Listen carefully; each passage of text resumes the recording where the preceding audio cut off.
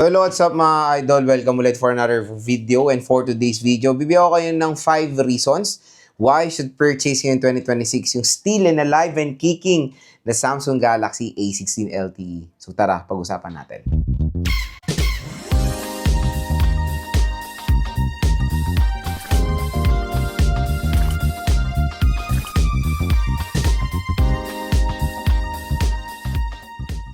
Yan na mga idol, for today's video, pag-uusapan natin yung grabing sobrang popular ngayon na smartphone, which is the Samsung Galaxy A16 LTE. So ngayon kasing 2026, lahat po ng karamihan ng brands nagsitaasan ng price. Grabe! Wala na tayo nakikita mga sobrang sulit for a price na 5,000, 6,000. Ngayon mga idol, yung mga dating smartphone na nirelease, mura na lang. Itong A16 LTE, again, yung solid specs na ito, A16 LTE, tapos pwede nyo ito makuha at possible price sa pinakamababa, sale price to, 4,500. Pero again, nag-iiba-iba presyo niya, pwede natin siya makuha ng 5 to 6,000 pesos. Pero dito sa video natin, pag tinap mo yung video natin, may shopping button dito, mura at bagsak presyo lang makukuha ang Samsung Galaxy A16 LTE. Pwede siya makuha nga ng 4 to 6,000 pesos. Depende po sa offer nyo. Again, sinabi ko is ang maganda pa ton, may discount pa na up to 1 to 2,000 pesos additional discount voucher. Napaka-solid, napakamura na lang po ng A16 LTE. At syempre, ngayong 2026, lumabas to ng 2024, alive and kicking pa rin siya ng 2026. I think magto 2 years nang marirelease ang Samsung Galaxy A16 mga idol. Yes, lumabas to or na-announce to nung late 2024 and magto 2 years na siya and still sa market ay available pa rin siya. So again, itong video na to is para maengganyo mga consumers natin na bumili ng A16 LTE dahil sayang po yung chance na makuha nyo to ng napakagandang deal. And no worries, yung link natin dito is official stores po ng Samsung yan or yung mga ibang third party legit na tindahan. Kasi again mga ka-J-Vlog, minsan kasi yung Samsung nawawalan ng stock. Ngayon, naghanap ako ng mga ibang shop na possible na pwede nyo makuha ng legit pa rin ng A16 LTE, okay? First reason why you should buy the smartphone, ora-orada na, display. Hihira na lang tayo makakakuha ng isang smartphone na AMOLED display sa presyohan na 4 to 5,000 or even 6,000 pesos. Hindi lang siya basta-basta AMOLED display. Super AMOLED display pa ang i-offer ng Samsung Galaxy A16 LTE. So, ganyan ka-solid yung device na yan. Hindi lang yan. Malaki rin naman yung screen size na ma-offer niya.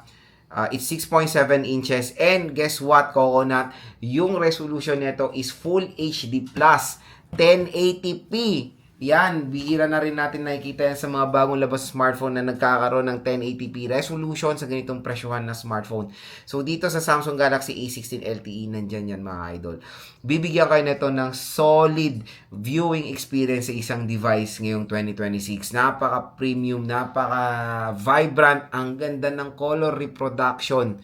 Matutuwa talaga yung mata nyo habang ginagamit nyo itong device na to. Ganyan ka-solid ang Samsung Galaxy A16 LTE. The refresh rate is all goods naman. It's 90Hz, acceptable. Pero again, ito parati ko naman ito sinasabi sa video ko na nadidisappoint talaga ako sa kanyang notch display. And even the A17 LTE, ganyan rin naman eh. Pero again, mga idol, kumbaga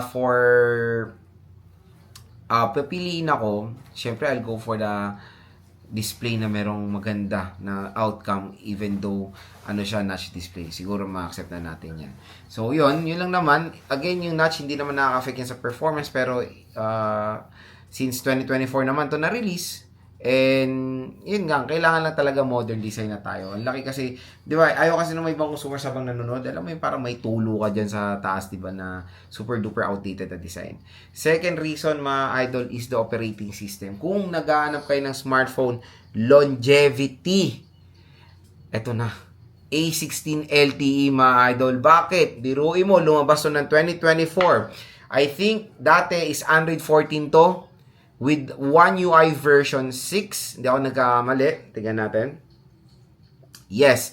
Nagsimula to sa Android 16 with One UI version 6. Ngayon, nasa Android 16 na to with One UI version 8. At ma-update pa to sa Android 17 or even Android 18. Ganon kalupit, ganon kaganda ang software netong si Samsung Galaxy A16 LTE. Biruin mo Magdadalawang taon na siya pero updated pa rin.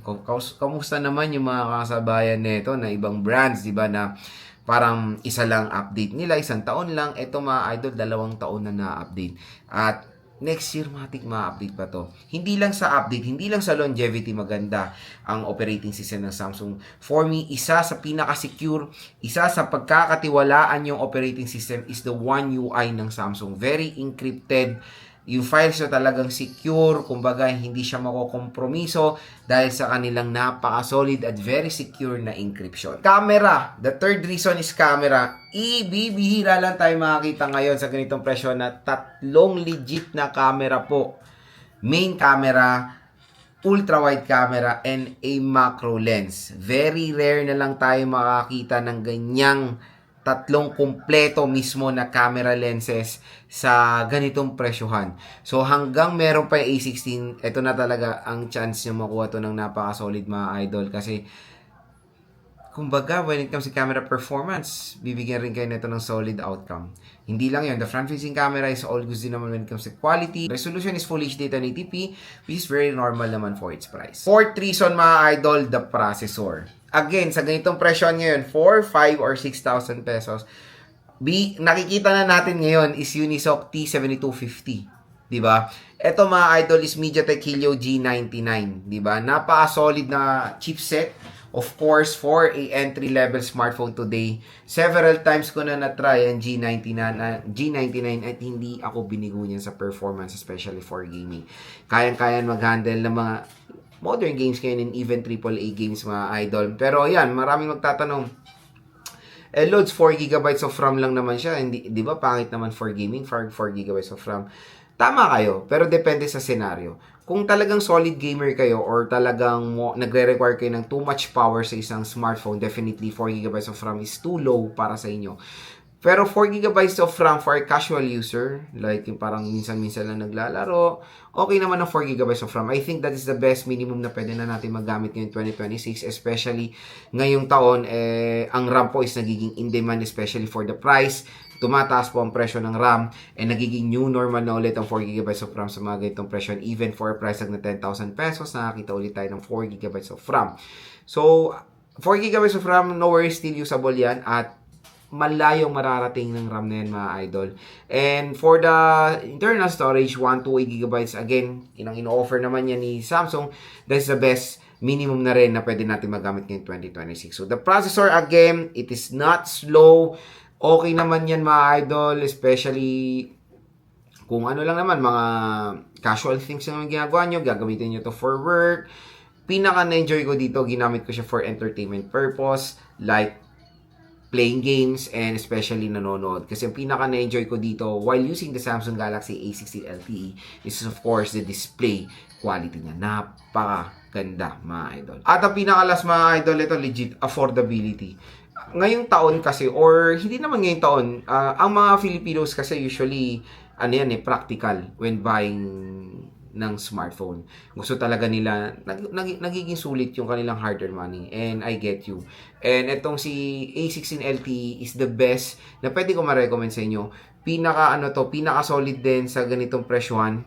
Kumbaga, yung hard-earned money nyo hindi naman magiging tapon dito sa smartphone na to. Kasi, yun nga, kung i-compare mo siya sa mga bagong labas na smartphone today, ang dami pong matatalo nito pagdating sa sulit. Kasi again, ang SRP nito noong 2024 is 10,000 pesos. Pero ngayon, pwede nyo makuha ng at a possible price nga na ganyang kababa lang mga idol.